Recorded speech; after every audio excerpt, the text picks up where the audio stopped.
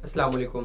आज की वीडियो में आपके साथ हाजिर हुआ हूँ एक नया टॉपिक लेकर और बहुत ही कॉमन टॉपिक लेकर, जो कि है एस्पायरिन टैबलेट। एस्पायरिन जिसे हम डेस्परिन भी कहते हैं और इकोस्प्रिन भी कहते हैं। तो इसके क्या क्या यूजेस हैं और क्या क्या साइड इफ़ेक्ट हैं, और इसको यूज़ करने से पहले क्या क्या हमें प्रिवेंटिव मेजर लेने चाहिए, कितनी डोज इस्तेमाल करनी चाहिए, कितनी डोज इसके लिए दर्द को कम करने के बायस बनती है, और कितनी डोज इस हार्ट पेशेंट के लिए देनी चाहिए। तो आज ये सारी डिस्कशन करेंगे। तो आज की वीडियो बहुत इन्फॉर्मेटिव होने वाली है, तो मेरे साथ रहिएगा।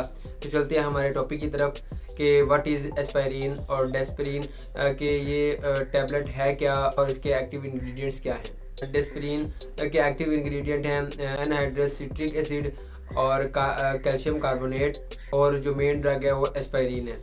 तो ये बेसिकली जो ब्लड क्लॉट बन जाता है वो ब्लड क्लॉट नहीं बनने देती, ब्लड को थिन करती है, जिसकी वजह से ब्लड का फ्लो अच्छे से होता है, और ब्लड थिनर के नाम से भी ये इस्तेमाल की जाती है। आइए चलते हैं इसके यूजेस की तरफ कि इसके क्या क्या यूजेस हैं हमारी डेली लाइफ में। सबसे पहले ये हेडेज के लिए इस्तेमाल की जाती है, कि सर का दर्द जिसको होता है वो सर के दर्द को कम करने के लिए इस्तेमाल की जाती है। इसके साथ साथ आपको फीवर है तो उसको कम करने के लिए, और फीवर में जो कंडीशंस हो जाती हैं, मसल पेन हो जाता है, टीथ पेन हो जाता है, या और बॉडी में थकावट आ जाती है, तो उसको ट्रीट करने के लिए ये मेडिसिन दी जाती है। इसके साथ साथ जो फालिज से बचने के लिए, फालिज की प्रिवेंशन करने के लिए, पैरालिसिस से बचने के लिए ये मेडिसिन दी जाती है, वो एस्पायरिन होती है। और इसके साथ साथ किडनी स्टोन का जो पेन होता है उसको कम करने के लिए दी जाती है। और हार्ट बर्न, सीने की जलन, जब तेजाबियत ज़्यादा हो जाती है सीने में, तो उसको कम करने के लिए भी ये दी जाती है। तो आए चलते हैं इसकी डोज़ की तरफ के इसकी कितनी डोज़ दर्द के लिए इस्तेमाल होती है और कितनी डोज़ हार्ट पेशेंट के लिए इस्तेमाल की जाती है। इसकी दो डोजेज इस्तेमाल की जाती हैं, लो डोज और हाई डोज। लो डोज होती है 75 से 325 mg, मतलब 75 mg से लेके 325 mg तक ये प्रिवेंशन करती है हार्ट अटैक के लिए और स्ट्रोक के, मतलब स्ट्रोक और हार्ट अटैक के प्रिवेंशन के लिए इसकी लो डोज दी जाती है।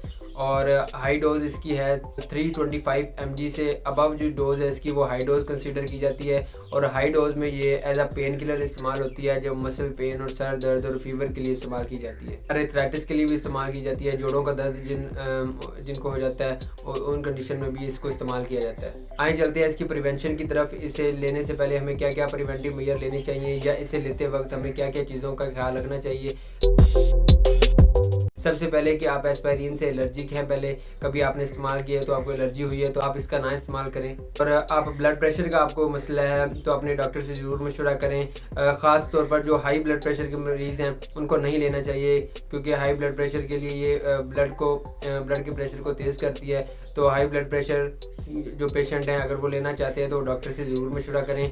प्रेग्नेंट और लैक्टेटिंग जो मदर्स हैं वो भी डॉक्टर से मशवरा करके इसका इस्तेमाल करें। हार्ट पेशेंट जो हैं वो स्पेशली डॉक्टर से ज़रूर मशवरा करें, क्योंकि हार्ट पेशेंट में ये होता है कि जब ये ली जाती है मेडिसिन, ये सबसे पहले सोडियम और वाटर की एक्सक्रीशन करवाती है बॉडी से, सोडियम और वाटर की रिमूवल करवाती है, और जिससे बॉडी में सोडियम और पानी की मकदार कम हो जाती है, तो ये हार्ट अटैक और हार्ट फेलियर का बायस बनती है। अल्सर पेशेंट जिनको अल्सर होता है, ये non steroidal anti inflammatory drug है जो कि अल्सर काज कर सकती है। तो जो अल्सर पेशेंट होता है, जिनको अल्सर होता है, वो वाले पेशेंट इसको इस्तेमाल ना करें, या इस्तेमाल करनी है तो डॉक्टर से ज़रूर मशवरा करें। जिनका स्टूल पास आउट होते वक्त, जिनका पखाना आते वक्त उनको खून आता है, ब्लीडिंग होती है, तो वो इसका इस्तेमाल करने से पहले डॉक्टर से ज़रूर मशवरा करें। आइए चलते हैं इसकी साइड इफ़ेक्ट की तरफ कि इसे इस्तेमाल करने से क्या क्या साइड इफ़ेक्ट आते हैं हमें।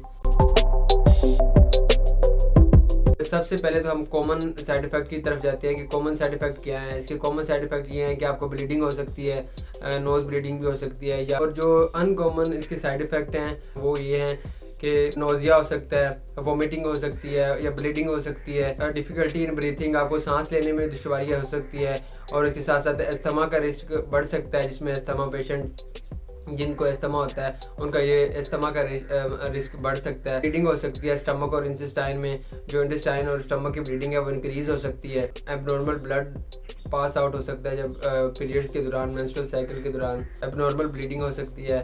तो आज की वीडियो यहाँ तक थी, मिलते हैं नेक्स्ट वीडियो में, तब तक अल्लाह हाफिज़।